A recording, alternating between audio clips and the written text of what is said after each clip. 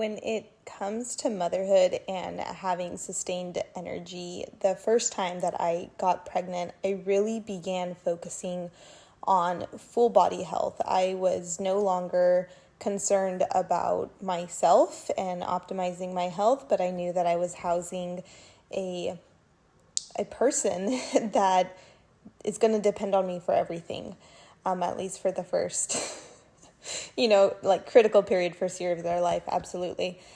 So with that being said, optimizing your energy, throughout motherhood, I know is something of importance. I know a lot of women who are really trying to seek how to get healthy and how to be able to run around and feel like they can do everything and anything with their children. And so that's what I'm going to be speaking to here, providing a little bit of tips and tricks. And if you're curious for more, you can always reach out to me, and I work with clients one-on-one on this. Okay, so now that I am pregnant for a second time, I have a 2-year-old. She's almost 2.5, and she has energy for days, And so things that I have been doing in efforts to help continue having that sustained energy and being able to be available for that is one, anti-inflammatory style of eating. I talk about this a lot. Really be mindful of glucose amounts and glucose spikes. My first time I was pregnant, I used to eat Pop-Tarts all the time. And I looked at, the ingredients of traditional Pop-Tarts, so I'd always buy the organic brand. But even the organic brand is packed with 38 grams of sugar. And so I looked at that and I was like, oh my goodness, I definitely cannot be eating those this time around. Because when it comes to just really decreasing full body inflammation, those glucose spikes continuously, it's not going to help me out. So generally we experience a crash around 2 to 3 p.m.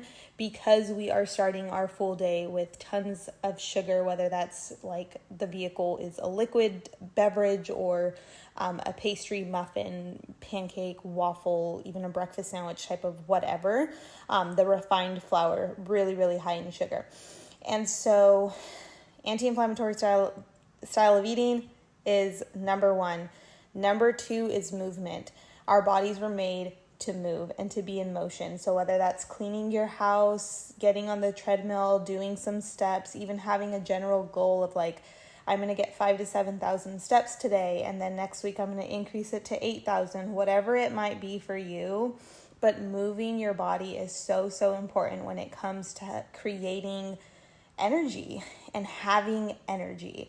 So that is tip number 2. Even within my first trimester, this pregnancy, I have been exhausted. I haven't even been wanting to show up for my business.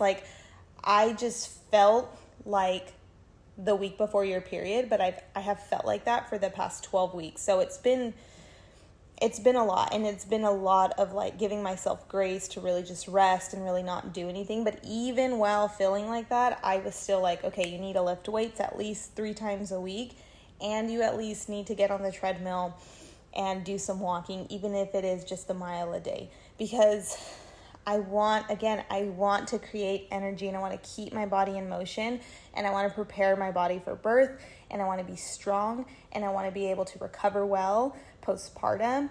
And so I know it's tough during the first trimester with respect of trying to find energy, but I promise eating well as best as you can.